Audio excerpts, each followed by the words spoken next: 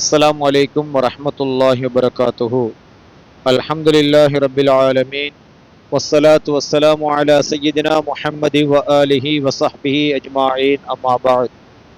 கண்ணியத்துக்குரிய உலமாக்களே மற்றும் பெரியவர்களே, தாய்மார்களே, சகோதர சகோதரிகளே, நண்பர்களே, ரமலானுடைய மாதத்திலே நம்மால் முடிந்தவைகளை தராவீஹுக்கு பின்னால் பேசி வருகின்றோம், அறிந்து வருகின்றோம். இன்று ஒழுக்கங்களில் மிக முக்கியமான ஒழுக்கமாக இஸ்லாம் எங்களுக்கு கற்றுத்தரக்கூடிய ஒழுக்கங்களில் ஒன்றாக ஒரு விடயத்தை உங்களுக்கு முக்கியமாக சொல்கிறேன். அல்லாஹ் சுப்ஹானஹு வ தஆலா குர்ஆனிலே எங்களுக்கு ஒரு அழகிய ஒரு போதனையை தருகின்றான். என்னவென்றால், இன்று நாம் பார்க்கிறோம், ஒரு மனிதனை சந்தித்தால் சலாம் சொல்ல வேண்டும் என்பது போல ஒரு மனிதனுடைய வீட்டுக்கு சென்றால் எவ்வாறு நடந்து கொள்ள வேண்டும் என்று அல்லாஹு தஆலா குர்ஆனிலே எங்களுக்கு கற்றுத் தந்திருக்கிறான். சூரத்து நூர் என்கின்ற அத்தியாயத்திலே அல்லாஹ் சுப்ஹானஹு வ தஆலா சொல்லுகின்றான், யா அய்யுஹல்லதீன ஆமனு, ஈமான் கொண்ட விசுவாசிகளே, லா ததுகுலு புயூத்தன் கைர புயூத்திக்கும், உங்களுடைய வீடு அல்லாத வேறு யாருடைய வீடுகளுக்குள்ளும் நீங்கள் நுழைய வேண்டாம். ஹத்தா தஸ்தனிசு வ துஸல்லிமு அலா அஹ்லிஹா, அவர்களுடைய அனுமதியும் அவர்கள் மீது சலாமும் சொல்லாமல் நீங்கள் உள்ளே நுழைய வேண்டாம். வீட்டுக்குள்ளே யாரும் என்ன செய்யக்கூடாது? நுழையக்கூடாது. ذَلِكُمْ خَيْرٌ لَكُمْ لَعَلَّكُمْ تَذَكَّرُونَ, நீங்கள் அறிவு பெறும் பொருட்டு நிச்சயமாக அது உங்களுக்கு நல்லதாக இருக்கும். இதான் அந்த உபதேசம். அப்ப அல்லாஹ் சுப்ஹானஹு வ தஆலா ஒரு நல்ல ஒழுக்கத்தை தருகிறான். நீங்கள் யாருடைய வீட்டுக்காவது செல்வதாக இருந்தால் இரண்டு விஷயங்கள் அவசியம். ஒன்று, சலாம் சொல்ல வேண்டும். அடுத்தது, அவர்களுடைய அனுமதியை பெற வேண்டும். இந்த ரெண்டு முக்கியம். சலாத்துக்கு பதில் வந்தாலும், சலாத்துக்கு பதில் வந்துட்டு அப்படி ஒரு ரெண்டு போறது இல்லை. என்ன செய்யக்கூடாது? கட்டாயமாக அவர்களுடைய அனுமதியை பெற வேண்டும். அவங்க வாங்கன்னு அழைச்சா மட்டும்தான் உள்ளுக்கு போகணும். தான் சட்டம். இது எவ்வளவு பெரிய ஒழுக்கம், மிக முக்கியமான ஒழுக்கம். இது பற்றி நபிகள் நாயகம் ஸல்லல்லாஹு அலைஹி வஸல்லம் அவர்கள் சொல்லுகிற பொழுது, இதஸ்தஅன அஹதுக்கும் ஸலாசன், யாராவது ஒருவருடைய வீட்டுக்கு போவதற்கு வீட்டுக்கு முன்னுக்கு நின்று அனுமதி கேட்கிறீங்க. எப்படி கேட்கிறீங்க? 3 தடவைகள் நீங்கள் அனுமதி கேட்க வேண்டும். உள்ளே வரலாமா, யாரும் இருக்கிறீங்களா, உள்ளே வரலாமா, யாரும் இருக்கிறீங்களான்றதை 3 தடவை நம்ம கேட்டுக்கொள்ள வேண்டும். பலம் யூதன் லஹு, எந்த அனுமதியும் உள்ளுக்கு இருந்து வரல, என்ன செய்யணும்? பல்யர்ஜியா, அவர் அந்த இடத்தை விட்டு திரும்பி போய் விடட்டும், உள்ளுக்கு போகக்கூடாது ஸல்லல்லாஹு அலைஹி வஸல்லம் சொல்றாங்க. அப்போ ஒரு வீட்டுக்கு நுழைவதாக இருந்தால் 3 தடவைகள் நாங்கள் சலாம் சொல்லி அனுமதியை பெற வேண்டும். இப்படித்தான் ஒரு நாள் நபிகள் நாயகம் ஸல்லல்லாஹு அலைஹி வஸல்லம் அன்னவர்கள் ஒரு சஹாபியுடைய வீட்டுக்கு செல்கிறார்கள். ஒரு சஹாபியுடைய வீட்டுக்கு நாயகம் ஸல்லல்லாஹு அலைஹி வஸல்லம் அன்னவர்கள் ஒரு தடவை சலாம் சொன்னார்கள், பதில் வரவில்லை. 2ஆம் தடவையும் சலாம் சொன்னார்கள், பதில் வரவில்லை. 3ஆம் தடவையும் சலாம் சொன்னார்கள், பதில் வரவில்லை. ஸல்லல்லாஹு அலைஹி வஸல்லம் அந்த சஹாபியுடைய வீட்டை விட்டு கடந்து சென்று விட்டார்கள். உடனடியாக அந்த சஹாபி வீட்டுக்குள் இருந்து கதவை திறந்து கொண்டு ஓடோடி வருகிறார். நாயகமே, யா ரசூலல்லாஹ், என் வீட்டுக்கு வாருங்கள் என்று அழைத்தார்கள். அப்போ ஸல்லல்லாஹு அலைஹி வஸல்லம் கேட்டார்கள், நான் 3 தடவைகள் சலாம் சொன்னேன், பதில் வரவில்லையே, எங்கிருந்தீர்கள்? என்று கேட்க அந்த தோழருக்கு சொன்னார்கள், நாயகமே யா ரசூலல்லாஹ், நீங்கள் 3 தடவை சொன்ன சலாத்திற்கும் நான் சப்தமில்லாமல் பதில் சொன்னேன் நாயகமே. உங்களுக்கு சப்தம் இல்லாமல் நான் பதில் சொன்னேன், ஏன் அப்படி செய்தீர்கள் என்று கேட்க அந்த தோழர் சொன்னார்கள், நாயகமே யா ரசூலல்லாஹ், சலாம் என்பது பிரார்த்தனை, சலாம் என்பது பிரார்த்தனை. உங்கள் மீது சாந்தி உண்டாகட்டும், உங்கள் மீது சாந்தி உண்டாகட்டும், உங்கள் மீது சாந்தி உண்டாகட்டும் என்கிறது பிரார்த்தனை. என்னுடைய தூதர், என்னுடைய ஹபீப், என்னுடைய நபிகள் நாயகம் ஸல்லல்லாஹு அலைஹி வஸல்லம் அவர்கள் திரும்ப திரும்ப எனக்கு சலாம் சொல்லட்டும், திரும்ப திரும்ப எனக்கு அந்த துஆ பரக்கத்து கிடைக்கட்டும் என்கிறதுக்காக நான் சப்தம் இல்லாமல் ஒவ்வொரு சலாத்திற்கும் பதில் சொன்னேன் நாயகமே. நீங்கள் 3 தடவையோடு நிறுத்தி விட்டீர்கள். அப்ப அந்த சஹாபியுடைய ஆசையை பாருங்க.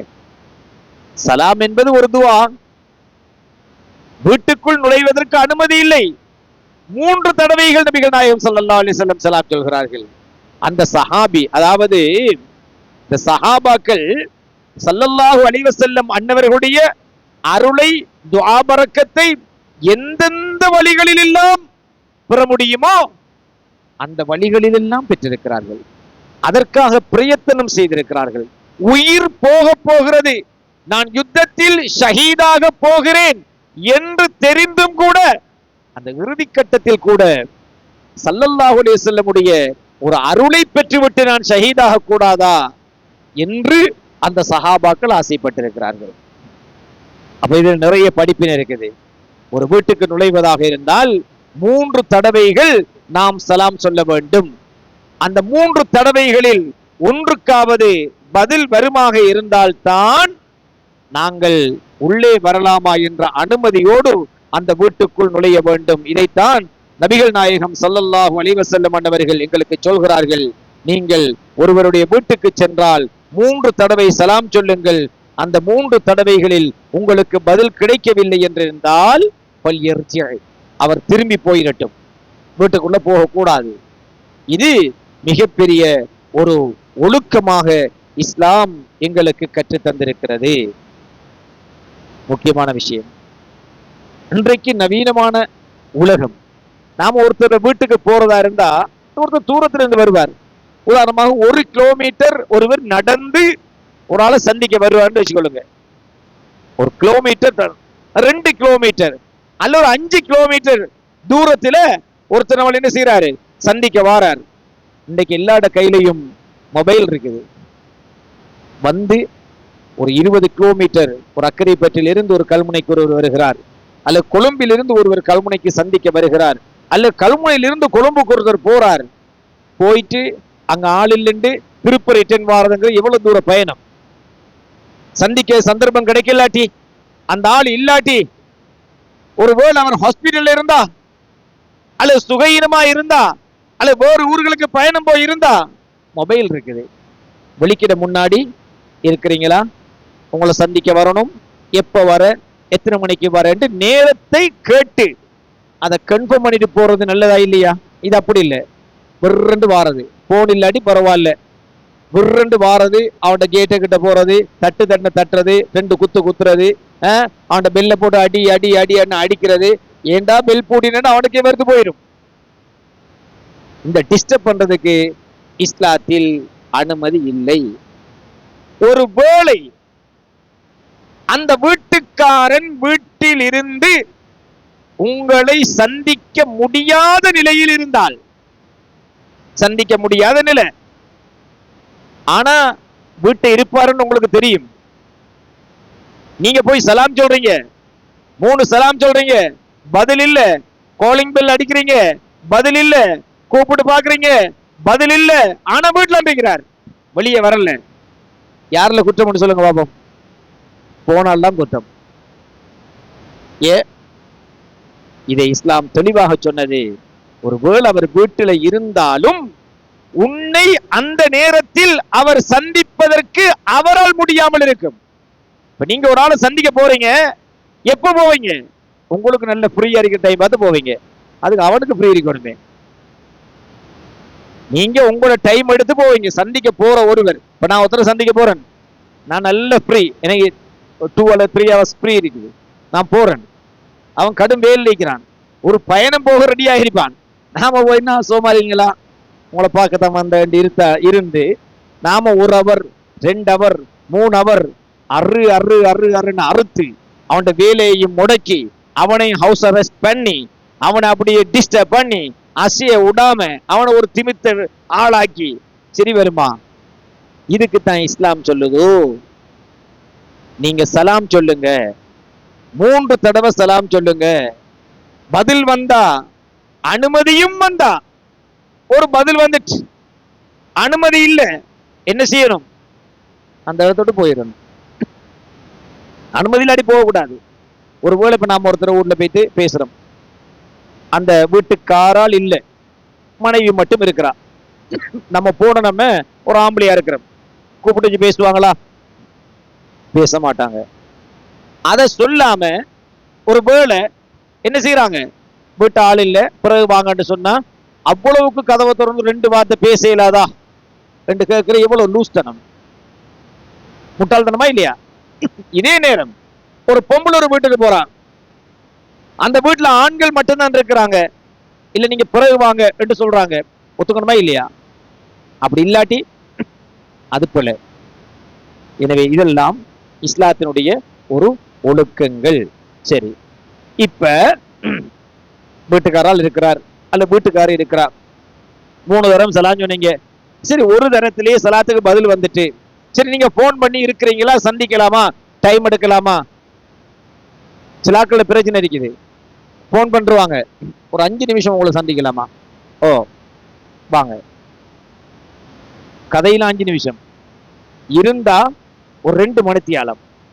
இப்படி அறுத்தா இன்னொரு தடவை நீங்க கால் பண்ணி ஒரு 5 நிமிஷம் சந்திக்கலாமான்னு கேட்டா, இல்ல நான் கொஞ்சம் பிஸியா இருக்கேன், பரவாயில்ல போன்லயே சொல்லுங்கன்றுவான். நம்ம ஏற்கனவே அவனுக்கு கொடுத்த பருப்பு தான் அது, ஏற்கனவே அவனுக்கு கொடுத்த பருப்பு என்ன, ஒரு 5 நிமிஷம் சந்திக்கலாமா? சில கட்டத்தில் நம்மளும் மாற்ற ஒரு 2 நிமிஷம் அசத் உங்களோட பேசணும் என்று நித்தாட்டி 2 மணித்தியாலம் அர்த்தம் வேணாலும் இருக்கான் தெரியா. இது ஒரு மனிதனுக்கு நோவினை, இது அல்லாஹ்வுக்கு வெறுப்பானது, ஸல்லல்லாஹு அலைஹி வஸல்லத்துக்கு வெறுப்பானது எங்க தெரியா. நாம ஏதாவது ஒரு வழியில் அந்த கதையை முடிக்க பார்ப்போம், அவன் இன்னொன்று தொடங்குவான், அவன் இன்னொரு கதையை தொடங்கி எப்படி அவனு டார்கெட், அவனுக்கு ஒரு 2 ஹவர் ஃப்ரீ இருக்குது, அது நம்மளோட கழிக்கணும், நம்மளுக்கு கடும் பிஸி இருக்குது. ஒரு மனித வாழ்க்கையில ஒரு நாளைக்கு ஒரு வேலை அரை மணித்தியாலம் அல்லது 1 மணித்தியாலம் தாமதமாகினால் அதுக்கு பின்னாடி அவ்வளவு வேலையும் அதே 1 மணித்தியாலம் தாமதமாகும், அதே 1 மணித்தியாலம் தாமதமாகும். நீங்க ஒரு வேலை செய்யணும், 1 மணித்தியாலம் அதை லேட்டா செஞ்சா இதுக்கு அடுத்ததாக நீங்க செய்ய வேண்டிய வேலையும் அதே 1 மணித்தியாலம் தாமதமாகும். அப்ப நம்மளுக்கே அது டிஸ்டர்ப். இன்னொருத்தருக்கு அந்த தொல்லையை கொடுக்கலாமா? கொடுக்க கூடாது. அப்ப நாம என்ன செய்கிறோம், ஒருவரை சந்திக்க சென்றா முதலாவது அனுமதி இல்லாமலே வைத்துறது, நேரத்தை கடத்துறது. அனுமதி கேட்கிற எப்படி, ஒரு 5 நிமிஷம் சந்திக்கலாமா என்று சொல்லி போட்டு மணித்தியால கணக்குல நம்ம போய் இருந்தோம்னு சொன்னா அது அவங்களுக்கு அருவருப்பாகும். இது நல்லமில்லை. இஸ்லாம் இமாம்கள் எந்த அளவுக்கு சொல்றாங்க தெரியுமா? நீங்க ஒரு வீட்டுக்கு போறீங்க, வீட்டுக்காரால பார்த்து உங்களுக்கு டீ கொண்டு தந்தா குடிங்க, ஒரு வார்த்தை உங்கள்கிட்ட டீ நல்லமா பிளேன் டீ நல்லமான்னு கேட்டா, கிடைச்ச சந்தர்ப்பத்தை உடப்போடா டீ பரவாயில்ல என்று சொல்லிடக்கூடா. என்ன சொல்லணும்?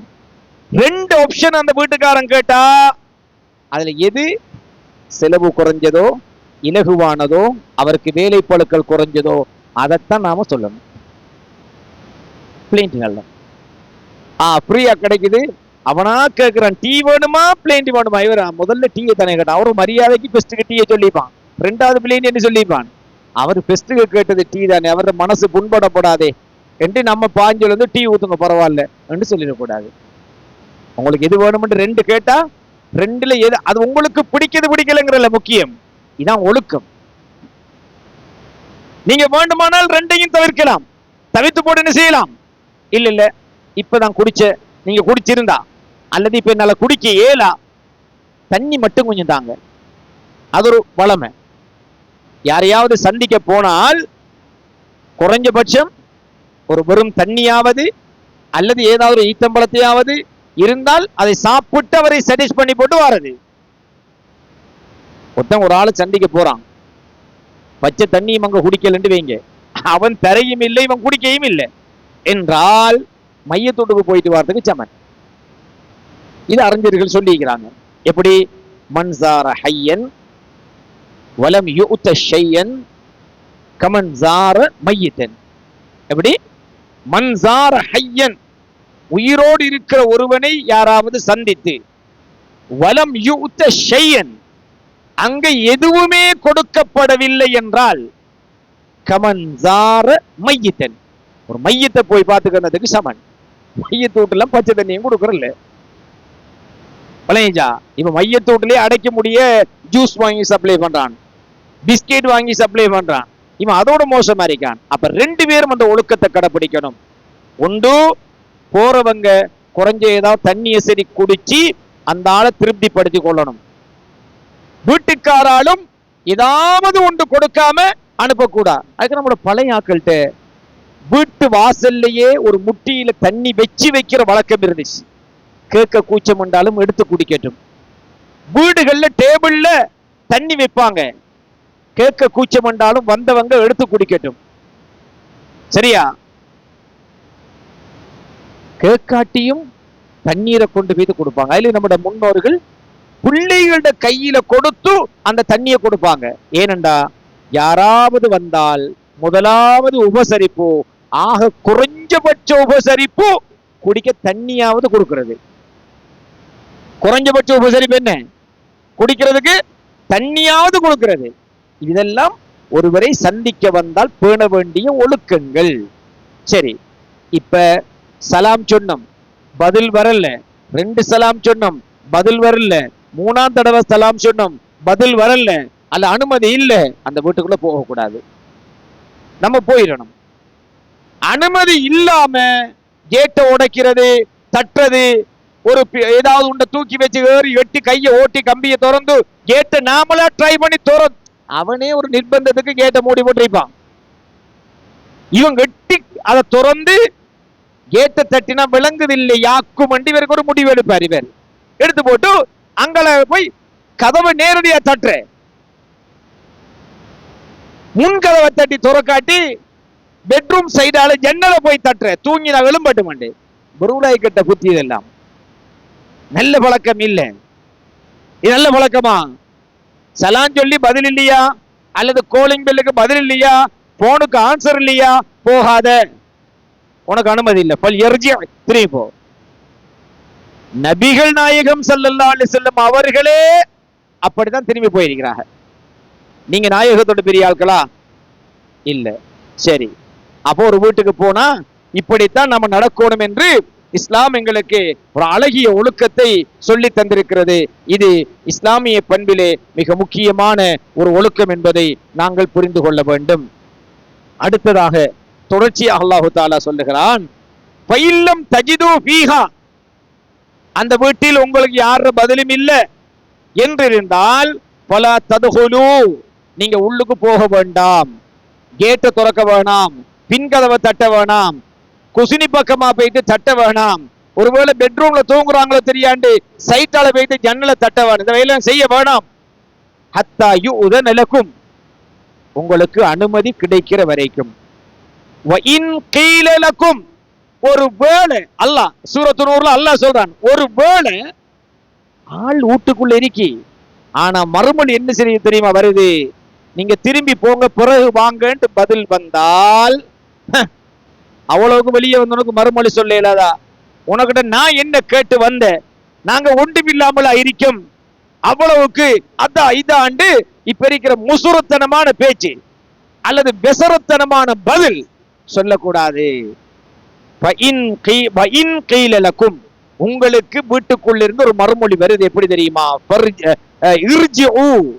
நீங்கள் போங்க புறவு வாங்க என்று சொன்னா பர்ஜி ஊ, வாயப்பத்திக்கிட்டு போயிருங்க, மத்த கதை கதைக்கப்பட. போகிட்ட அல்லையல்காரரை கூப்பிட்டு பார்த்தையாக கேட்டையாக இவ்வளவு நான் தட்டினேன், ஊருக்கே கேட்குது. அப்ப கதவு திறக்கல பாத்தியா, இதுல பாத்தியா என்ற பேச்சு பேசப்படாது. திரும்பி போய் பிறகு வரட்டாம் என்று உள்ளுக்கு இருந்து மறுமொழி. 2 வார்த்தை திறந்து கேச்சா என்ன ஆக போகுது? இந்த கதை ஒன்றும் சரி வரா. அப்படி யாராவது கதைச்சால் அவர் அல்லாஹ்வுக்கு மாறு செஞ்சவர். ஏன் தெரியுமா? நீங்க இப்ப இல்ல போங்க, திருப்பி போங்க, பிறகு வாங்க என்று உங்களுக்கு சொல்லப்பட்டால் நீங்க திரும்பி போங்க, அவ்வளவுதான். யார் சொன்ன? அல்லாஹ்ட கட்டளை. ஹுவ அஸ்கா லக்கும், அது உங்களுக்கு ரொம்ப தூய்மையானது. அதுக்காக அக்கம் பக்கத்தை அரட்டி அங்க போய் தண்ணி குடிச்சு இந்த கதவு திறக்காத பொம்பளைய பத்தி இல்லாட்டி கதவு திறக்காத ஆம்பளைய பத்தி அடுத்த வீட்டுல வைத்து கழுவி குடிச்சு போட்டு வைத்திடப்படாது. தண்ணி தேவன தண்ணியை குடிச்சிட்டு போகலாம், கழுவி குடிச்சு போட்டு போயிடக்கூடாது. இந்த விஷயத்தை நாங்கள் புரிந்து கொள்ள வேண்டும். இதை சொல்லிவிட்டு அல்லாஹு தஆலா சொல்லுகிறான், லைஸ லக்கும் ஜுனாஹுன் அன் ததுகுலு புயூதன் கைர மஸ்கூனா. ஆளில்லாத பாலடைஞ்ச ஊடு கிடந்தா அல்லது ஒரு குறையும் கொத்துமா ஒரு ஊடு கிடந்தா அதுக்குள்ள எங்க உங்களுக்கு ஏன் தேவை இருந்து நீங்க போறோம்னு சொன்னா அதுக்கு அனுமதி தேவையில்லை. அதுக்கு நீங்க என்ன செய்ய தேவையில்லை, அனுமதி தேவையில்லை. ஆனா அதுக்குள்ள போக வேண்டிய தேவை உங்களுக்கு இருந்தா மட்டும்தான் போகலாம். அது அல்லாஹ் தஆலா தெளிவா சொல்றான், ஃபீஹா மதாஉல் லக்கும், உங்களுக்கு ஏதாவது எடுக்க வேண்டிய ஏதாவது பொருள் அந்த வீட்டுக்குள்ள இருந்தால் அதுக்காக மட்டும் நீங்க போகலாம். இவ்வளவு தெளிவு அல்லாஹ் தஆலா சொல்றான். வல்லாஹு யஅலமு, அல்லாஹ் நன்கு அறிகின்றான். மா துபுதூன, நீங்க எதையெல்லாம் வெளிப்படுத்துகிறீர்களோ, வமா தக்துமூன், நீங்க எதையெல்லாம் உள்ளத்துல மறைச்சிருக்கீங்களோ அவ்வளவையும் அல்லாஹ் அறிகிறான். இது வசனம் என்ன தெரியுமா? அத்தனை சொன்ன மா துபுதூன, அல்லையில் அக்கம் பக்கத்துக்கு ஆக்கள்கிட்ட சொல்லி போட்டு போறது, வமா தக்துமூன், உள்ளுக்கால குமுறிக்கிட்டு போறது. இவ்வளவு கூப்பிட்டு கதவு திறக்கல பாத்தியா, பேசல பாத்தியா, செருப்பு கிடக்கு, உள்ளுக்கு ஆள்றீக்கு, ஆனா பதில் இல்ல, வேணுமெண்டு என்றெல்லாம் சொல்றதுக்கு அனுமதி இல்லை. இப்படித்தான் முல்லா நசருத்தீன் என்று ஒருவர் இருந்தார். அவருடைய வீட்டுக்கு சிலர் சந்திக்க போனார்கள். அவர் ஆட்கள் வர்றதை கண்டோடனே முல்லா நசருத்தீன் வேகமா வீட்டுக்குள்ள ஓடி போய் ஒளிஞ்சிட்டார். வீட்டுக்குள்ள ஓடி போய் ஒளிஞ்சிட்டார்.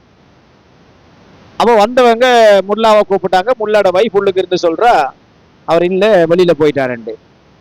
அப்ப அதுக்கு அவங்க வந்தவங்க கேட்டிக்கிறாங்க, முல்லாட செருப்பு நம்ம முன்னுக்கு தானே கிடக்குது, முல்லா வீட்டுக்கு அன்றிக்கிறாரு, வர சொல்லுங்கன்னு சொல்றாரு போனாள்கள்.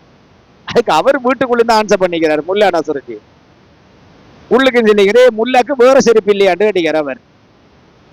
முல்லாக்கு வேற செருப்பு இல்லையா என்று அவர் உள்ளுக்கு இருந்து கேட்டிக்கிறார். அப்படி ஒரு நகைச்சுவை. முல்லா நசருத்தீன் நீங்க நினைக்கப்பட இந்த சினிமாவில் வார செந்தில் கவுண்டாமணி மாதிரி ஒரு ஜோக் மேன் நினைக்கப்படாது. ஒரு இறைநேச செல்வர். முல்லா என்ற வார்த்தை அரபியில இந்த இமாம்கள் என்று சொல்லுவோமே, இமாம்கள் என்று சொல்றதுக்கு பதிலாகத்தான் இந்த முல்லாங்கிற வார்த்தை பாரசீகம் நினைக்கிறேன் நான். பாரசீக சொல்லாக இருக்க வேணும். இந்த பாரசீகத்துல வந்து அந்த முல்லா என்று சொல்றது என்னன்னு கேட்டால் அப்படியான ஆட்களுக்கு தான் சொல்றது. இந்த இமாம் என்கிற மாதிரி. முல்லாண்டா அறிஞர்கள் அவங்க. முல்லா நசருத்தீன் என்று சொன்னா அறிஞர். இமாம் முல்லா அலி காரி என்று ஒரு அறிஞர் இருக்கிறார், இமாம். இந்த முல்லா, முல்லாங்கிற வார்த்தை அறிஞர்களுக்கு சொல்லக்கூடிய வார்த்தை. அப்ப அந்த மனுஷன், அப்ப செருப்பு கிடந்தாத்தான் உனக்கு என்ன, செருப்பு இல்லைன்னா தான் உனக்கு என்ன? ஆள் இருக்கா இல்லையா, பதில் வருதா வரலையா? பதில் வந்தா அனுமதி கிடைச்சா உள்ளுக்கு போ, பதில் வரல, அனுமதி கிடைக்கல, நீ வெளியே போ. ஒருவேளை உள்ளுக்கு இருந்து நீங்க போங்க பிறகு வாங்கன்னு சொன்னாலும் நீ திருப்பி தான் போகணும். தான் சட்டம். எப்படி ஒழுக்கம் இஸ்லாம், எவ்வளவு நாகரீகமான மார்க்கம். நீங்க உதாரணமா வீட்டோர் வேலை செஞ்சுக்கிறீங்க, அண்டைய தரணும் உங்களோட வைஃபுக்கு சோம் இல்லை, நீங்க வீடு கூட்டுறீங்க, சக்திமான கலறீங்க, தப்பா? தப்பு இல்லை, எல்லாரும் சாப்பிட்றதுதானே. சரி, வீட்டு வேலை செய்யலாம். ஸல்லல்லாஹு அலைஹி வஸல்லம் அவர்கள் கதீஜா நாயகி ரலியல்லாஹு தஆலா அன்ஹா அவங்களுக்கு உரட்டி சுட மாவு பிரட்டியும் கொடுத்திருக்காங்க. மாவு பிரட்டியும் கொடுத்திருக்காங்க. ஒரு கணவன் மனைவிக்கு உதவியா இருக்கலாம், மனைவி கணவனை அடிமையாக்க கூடாது. இதை புரிஞ்சு கொள்ளணும். ஒரு கணவன் மனைவிக்கு உதவியா இருக்கலாம், ஒரு மனைவி கணவனை அடிமையாக பயன்படுத்தக்கூடாது. அதை செய் இதை செய்ய அடிமையாக பயன்படுத்தக்கூடாது. ஆனா கணவனுக்கும் ஒரு புரிதல் இருக்கணும். தன் மனைவிக்கு இயலவில்லை என்றால் கொண்டு ஒரு கடையில் ஒரு சமைச்ச சாப்பாட்டை வாங்கி கொடுக்கலாம். அல்ல நம்மளுக்கு சமைச்ச சாப்பாடு கடை சாப்பாடு பிடிக்கலன்னு நாம நம்மளால வேண்ட மட்டுக்கு நம்ம சமைச்சு அவ சாப்பிட்டு நல்லா இருந்தா பெரிய விஷயம். ஆம்பளையில சமைச்சு பொம்பளை திண்டு நல்லா இருந்தா பெரிய விஷயம், தப்பு இல்லை. அதெல்லாம் ஒரு குடும்பத்துல ஒரு ஒரு அட்ஜஸ்ட் பண்ணி ஒரு ஒரு புரிந்துணர்வோடு நடக்க வேண்டிய விஷயம் தானே. அதுல தப்பே கிடையாது.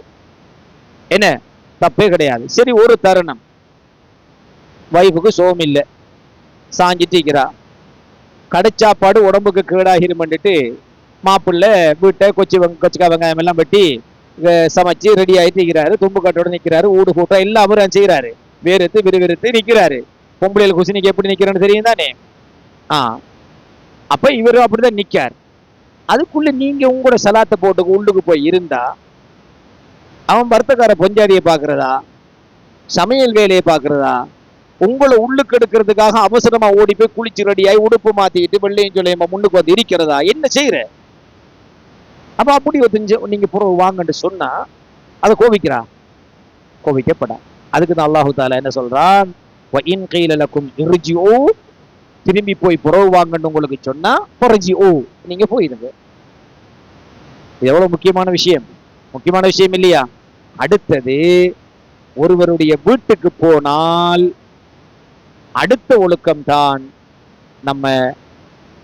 நம்மை வரவேற்பதற்கென்று ஒரு வரவேற்பு மண்டபம், ஒரு முன் ஹோல் இருக்கும். அதுல இருந்தா அதுக்கு அங்கிட்டால போகக்கூடாது. இது இஸ்லாமிய ஒழுக்கமும் தான், நம்முடைய சமுதாயத்தினுடைய ஒழுக்கமும் தான். நீங்க நல்லா பாருங்க, பழைய வீடுகளுக்கு வராந்தாண்டு சொல்லி ஒன்று கட்டுவாங்க.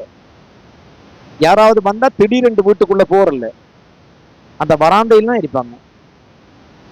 வராந்தையில இருப்பாங்க. பாத்ரூம் இருக்கும். குறைஞ்சபட்சம் 40 அடிக்கு அங்காலம் பாத்ரூம் இருக்கும். வீட்டிலிருந்து ஒரு 40 அடி, குறைஞ்சது 40 அடிக்கு அங்காலம் பாத்ரூம் இருக்கும். எல்லாருக்கும் பொதுவில் ஒரு பாத்ரூம் தான். அது வீட்டில இருந்து கன தூரத்தில் இருக்கும். இப்படிதான் இருக்கும். வராந்தையில் இருப்பாங்க. தேவண்டா வெளி பாத்ரூம் போவாங்க. முன்னுக்கு ஒரு மண்முட்டியில தண்ணி இருக்கும். ஜானி வளமையான முறை. சரி, இப்ப நம்மளோட ஒரு வீட்டுக்கு போறோம், ஒரு முன் ஹோல்ல இருக்கிறோம். என்ன செய்யணும்? அவங்களோட அனுமதி இல்லாம அப்படியே போயிட்டு பெட்ரூமை பாக்குறது. என்ன போட்டிக்கிறாங்க, என்ன மெத்த போட்டிக்கிறாங்க, என்ன கட்டில் போட்டிக்கிறாங்க, விடுப்பு பாக்குறேன்னு சொல்லுவாங்களே, அதை பாக்குறது. அப்படியே கிச்சனுக்கு போறது. ஒருவேளை அட்டாச் பாத்ரூம் இருந்தா அந்த வீட்டாக்களோட அனுமதி இல்லாமலே திடீரென்று அதுக்குள்ள போறது. இப்ப இன்றைக்கு இட நெருக்கடியால பாத்ரூம் வசதி எல்லாம் வீட்டோட அமைஞ்சிடும். இந்த விஷயத்தில எல்லாம் எந்த அனுமதியும் இல்லாமல் எந்த ஒரு விஷயத்தையும் நாம செய்யக்கூடாது. இது மிக முக்கியமான ஒழுக்கம். நீங்க ஒரு ஆள்கிட்ட கிச்சனுக்கு போயிடுறீங்க. ஒரு வேளை அவங்க சாப்பிட்ட பீங்கான் கோப்பையை கழுவ மறந்து அல்லது வேலையில நீங்க வந்ததுக்காக வந்து முன்னுக்கு திருப்பாங்க. அப்ப அதை நம்ம ஒரு அழுக்காக இருக்கிற நேரத்தில் நம்ம போய் பார்க்கறத அவங்க தர்ம சங்கடமா பார்ப்பாங்களா இல்லையா? யாராவது நம்மளோட வீடு அழுக்கா இருக்கிட்டு ஒரு ஆள் உள்ளுக்கு வந்து பார்க்கறத விரும்புவாங்களா? விரும்ப மாட்டாங்க. பாத்ரூம் போகிறோம், ஒருவேளை அவங்க கழுவுறதுக்கு போட்ட உடுப்புகள் அப்படி இருக்கலாம். நாம விருண்டு அனுமதி இல்லாம போயிட்டோம்னு சொன்னா, ஒரு வார்த்தை சொன்னோம்டா அவங்க அந்த உடுப்புகளை ஊறப்படுத்தி ரைட் இப்ப வாங்கன்னு சொல்லுவாங்க. அதானே முறை, அதானே ஒழுக்கம். அதான் ஒழுக்கம். ஒரு பெட்ரூமை போய் பார்க்கிறோம், ஒருவேளை அவங்க தூங்கின உடுப்புகள் அல்லது பெட்ஷீட்டுகள் அது அலங்கோலமா கிடந்துட்டு சொன்னா, பெட்ரூம்ங்கிற ஒரு ஆள்கிட்ட பர்சனல், ஒரு தனிப்பட்ட வாழ்வுக்கான ஒரு இடம். அதுக்குள்ள போய் பார்க்கலாமா? ஆக ஒரு வீட்டுக்கு போறதுல கடப்பு கிட்ட வச்சு, கேட்டு கிட்ட வச்சே சலான் சொல்லி பதில் இல்லாடி போகக்கூடா, அனுமதி இல்லாடி போகக்கூடா. முன் ஹோல்ல போய் உட்கார்ந்து வீடை சுத்தி பார்க்க போகலாமா? ஒரு வார்த்தை கேட்கலாம். அதுக்காக தான் யாராவது ஒரு கல்யாணம் காட்சி ஒரு சம்பந்தம் கலக்க வந்தாங்கன்னு சொன்னா அன்றைக்கு பார்த்து என்ன செய்வாங்க? நம்ம ஆக்கள் எப்படியும் வார ஆக்கள் ஊடு வாசல் எல்லாம் பார்க்கத்தான் செய்வாங்கன்னு சொல்லி போட்டு முன்கூட்டி ஏதோ ஒவ்வொரு நாளும் அப்படி இருக்கிறா போலதான் அன்றைக்கு டிஸ்பிளே அடிச்சு ஒரு வாசத்தை போட்டு மணக்குச்ச கொளுத்தி அதுக்கு பில்லாத சோழனை எல்லாம் அடார் படார் எல்லாம் புடவையால போத்தி அன்றைக்கு மட்டும் கபத்துல்லாஹ் போல இருக்கும். மூடு அப்படி நீட்டா இருக்கும். அப்ப வந்து பார்த்தா அப்பையும் பார்க்க கூடா. சரி, அப்ப வந்து திடீரென்று உங்களோட வீட்டை பார்ப்போமே என்று யாராவது வந்தாங்கன்னா பிரச்சனை இல்லை. சும்மா நாளையில திடீரென்று வந்து திடீரென்று குசினியை போய் பார்த்தா, ஒருவேளை அந்த குசினியை பார்த்தது பிறகு தார தேத்தண்ணியும் வாராக்கள் குடிக்க மாட்டாங்க. குசினியோட குப்பையை பார்த்துட்டு இல்லையா? நகரப்புறங்கள்ல குப்பை பேக்கும் குசினிக்கு அன்றைக்கும் குப்பலோரி வந்திருக்க மாட்டா. நீங்க போய் குப்பையை போய் கண்காட்சி மாரி பார்க்க போயிட்டு வந்தது பிறகு தார தேத்தன் தண்ணி மணியை நீங்க குடிக்கிறலையா? வீட்டுக்காரர்களுக்கு அசௌகரியம் ஒரு பக்கம். எனவே அன்புக்குரியவர்களே, அல்லாஹ் தாலா நம்மளுக்கு தந்த மார்க்கத்தை கொண்டு சந்தோஷம் அடைங்க. எவ்வளவு ஒரு ஆள்கிட்ட வீட்டுக்கு போற எப்படி போகணும், பாத்ரூம் போறா எப்படி போகணும், ஒரு தேத்தண்ணி குடிக்கிறா எப்படி குடிக்கணும், முகம் கழுவுறா எப்படி கழுவணும், பல்லு தீட்டுறா எப்படி தீட்டணும் என்கிறது உட்பட சகலதையும் சம்பூர்ணமாக கற்றுக் கொடுத்த ஒரு மார்க்கம் இருக்கும் என்றால் அது இஸ்லாம். இல்லாமல் அல்லாஹு தஆலா இந்த விஷயங்கள்ல நல்லொழுக்கம் உள்ளவர்களாக நாம் அனைவரும் நடப்பதற்கு நல்லொரு புரிவானாக. ஆமீன் யா ரப்பல் ஆலமீன். வல்ஹம்துலில்லாஹி ரப்பில் ஆலமீன். வஸ்ஸலாமு அலைக்கும் வரஹ்மத்துல்லாஹி வபரகாத்துஹு. உங்கள் வியாபார தளத்தின் பாதுகாப்பை பற்றி கவலைப்படுகிறீர்களா? ஹைடெக் நிறுவனம் இதற்கான சிறந்த தீர்வுகளை வழங்குகிறது. உங்கள் வியாபார நேரம் முடிந்தவுடன் திருடன் உள்ளே நுழைந்தால் அலாரம் ஒலிக்கும். அதே சமயம் உங்களுக்கு தொலைபேசி அழைப்பு மற்றும் SMS அனுப்பப்படும். நீங்கள் உடனே இடத்துக்கு செல்லலாம் அல்லது அங்கு பொருத்தப்பட்டுள்ள கேமரா மூலம் நேரடியாக கண்காணிக்கலாம். மேலும் தகவலுக்கு எங்களை தொடர்பு கொள்ளுங்கள். ஹைடெக், உங்கள் பாதுகாப்பு எங்கள் பிரதான நோக்கம். 142 main street, Kalmunai 07735365756. Hi friends, நமது ஹைடெக் நிறுவனத்தில் பாதுகாப்பு உபகரணங்கள் சிறந்த தரத்தில் மிக குறைந்த விலையில் போஜி sim dual lens 3 view solar கேமராக்களையும், போஜி சிம் டுவல் லென்ஸ் 3 வியூ கேமராக்களையும், போஜி சிம் டுவல் லென்ஸ் கேமராக்களையும் மற்றும் வைஃபை லைட் கேமராக்களையும் எங்களிடம் மிக குறைந்த விலையில் பெற்றுக்கொள்ள முடியும். CCTV கேமராக்களையும் பொருத்தி தருகிறோம். இப்போதே அழைக்கவும். ஹைடெக், உங்கள் பாதுகாப்பு எங்கள் பிரதான நோக்கம். 142 மெயின் ஸ்ட்ரீட், கல்முனை 07735365756.